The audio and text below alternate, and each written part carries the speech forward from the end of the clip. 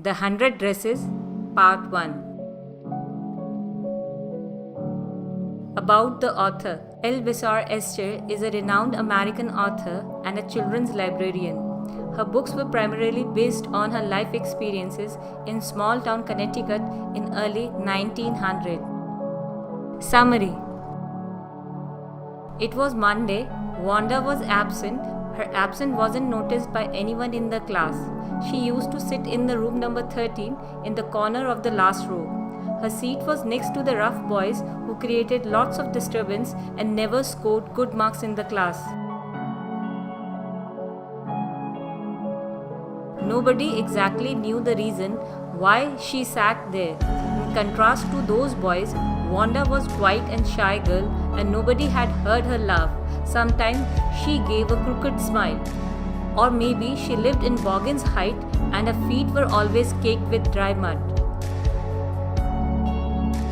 Her classmates never gave much attention to her presence once she occupied her seat.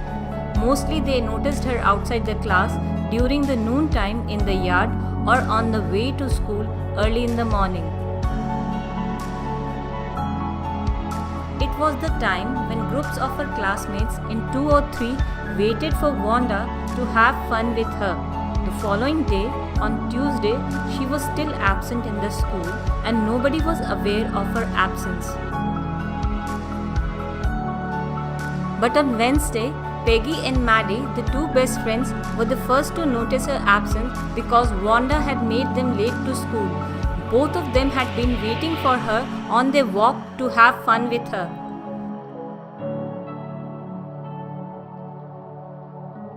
Peggy and Maddie were intelligent girls and sat in the first row with those students who got good marks in the exams. Peggy was very pretty, having curly hairs, and was the most popular girl in the school, belonging to a well-to-do family. Wanda was an American girl of Polish origin. Her name was unusual and difficult to pronounce in comparison to American names of her classmates. She didn't have any friends in the school and she always wore a same faded blue dress which was clean but never ironed. Many a time Wanda was seen standing in the schoolyard watching little girls playing hopscotch. During these hours, Peggy would come and speak to her in most courteous manner. How many dresses did you say you have in your closet? A prompt answer came from Wanda, 100, all in silk and velvet, lined up in my closet. In the same manner, when someone asked about her shoes, she replied that she had 60 pairs of shoes in different colors, and then she walked away from there silently. Listening to her answers, the girls had a hearty laugh behind her back. This game of teasing was invented by Peggy, though she was a kind-hearted girl and protected small children and animals being mistreated. Still, she never felt her act of bullying Wanda was cruel.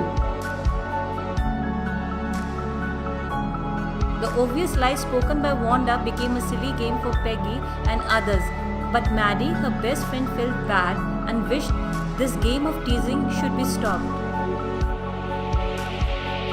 As Maddie was poor and she herself wore hand-me-down dresses, specially borrowed from Peggy, which were later mended by her mother to give those dresses a new look.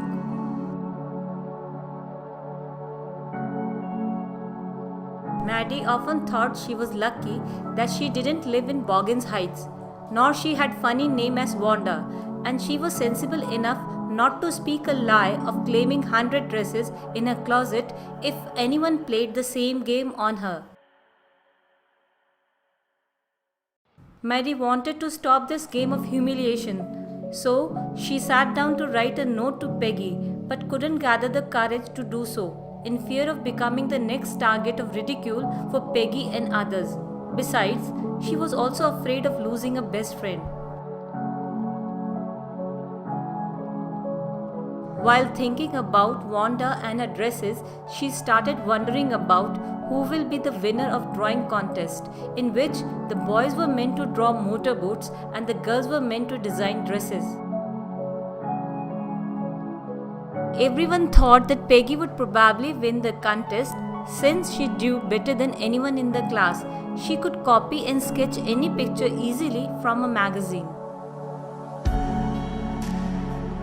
Next day it was drizzling. Peggy and Maddie didn't want to be late to the school as it was an important day for them. When they entered the classroom, they were surprised to see beautiful designs of dresses all over the room, almost 100 in number.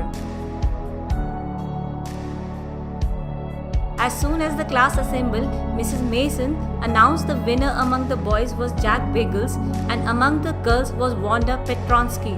She had submitted 100 designs of dresses and the judges found all were worth winning first prize.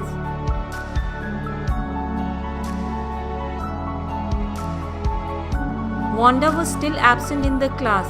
She wasn't there to receive her applaud or prize. Peggy and Maddie were awe-stricken to see the beautiful designs of dresses.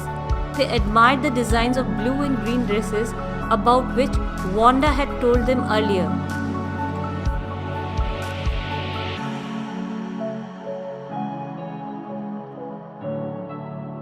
In the end, we can say that humiliating or teasing others is a bad conduct. It not only lowers the self-esteem but also hurt and cause pain to the victim. Moral: take a stand against bullies.